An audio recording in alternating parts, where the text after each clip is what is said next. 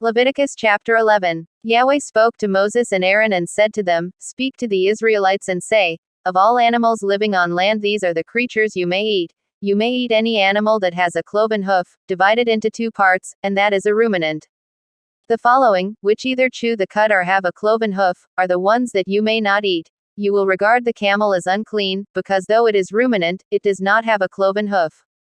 You will regard the coney as unclean, because though it is ruminant, it does not have a cloven hoof. You will regard the hare as unclean, because though it is ruminant, it does not have a cloven hoof. You will regard the pig as unclean, because though it has a cloven hoof, divided into two parts, it is not a ruminant. You will not eat the meat of these or touch their dead bodies, you will regard them as unclean. Of all that lives in water, these you may eat. Anything that has fins and scales, and lives in the water, whether in sea or river, you may eat.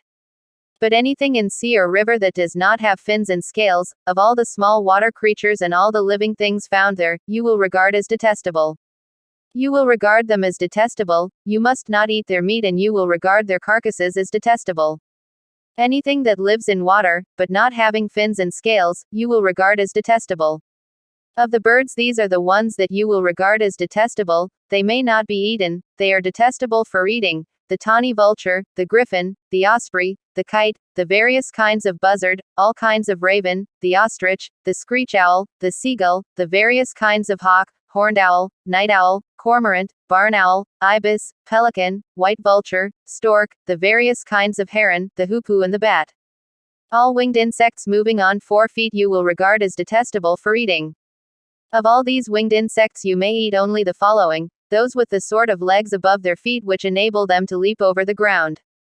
These are the ones you may eat: the various kinds of migratory locust, the various kinds of solemn locust, hargo locust and hagab locust. But all other winged insects on 4 feet you will regard as detestable for eating. By the following you will be made unclean. Anyone who touches the carcass of one will be unclean until evening. Anyone who picks up their carcasses must wash his clothing and will be unclean until evening. Animals that have hoofs, but not cloven, and that are not ruminant, you will regard as unclean. Anyone who touches them will be unclean. Those 4-footed animals which walk on the flat of their paws you will regard as unclean. Anyone who touches their carcasses will be unclean until evening, and anyone who picks up their carcasses must wash his clothing and will be unclean until evening. You will regard them as unclean. Of the small creatures which crawl along the ground, these are the ones which you will regard as unclean: the mole, the rat, the various kinds of lizard, gecko, koa, latah, chameleon and tinchamet.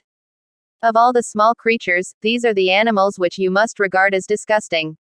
Anyone who touches them when they are dead will be unclean until evening. Any object on which one of these creatures falls when it is dead becomes unclean: wooden utensil, clothing, skin, sacking, any utensil whatever. It must be immersed in water and will remain unclean until evening, then it will be clean. If the creature falls into an earthenware vessel, the vessel must be broken; whatever the vessel contains is unclean. Any edible food will be unclean if the water touches it; any drinkable liquid will be unclean, no matter what its container. Anything on which the carcass of such a creature may fall will be unclean, be it oven or stove; it must be destroyed, for they are unclean and you will regard them as unclean. Although springs, wells and stretches of water will remain clean, anyone who touches one of their carcasses will be unclean. If one of their carcasses falls on any kind of seed, the seed will remain clean, but if the seed has been moistened and one of their carcasses falls on it, you will regard it as unclean. If one of the animals that you use as food dies, anyone who touches the carcass will be unclean until evening. Anyone who eats any of the carcass must wash his clothing and will remain unclean until evening. Anyone who picks up the carcass must wash his clothing and will remain unclean until evening. Any creature that swarms on the ground is detestable for eating, it must not be eaten. Anything that moves on its belly, anything that moves on 4 legs or more, in short all the creatures that swarm on the ground, you will not eat, since they are detestable.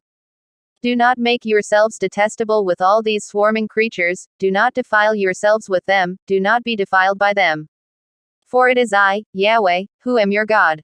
You have been sanctified and have become holy because I am holy. Do not defile yourselves with all these creatures that swarm on the ground. Yes, it is I, Yahweh, who brought you out of Egypt to be your God. You must therefore be holy because I am holy. Single quote. Such is the law concerning animals, birds, all living creatures that move in water, and all creatures that swarm on the ground. Its purpose is to distinguish the clean from the unclean, the creatures that may be eaten from those that may not be eaten.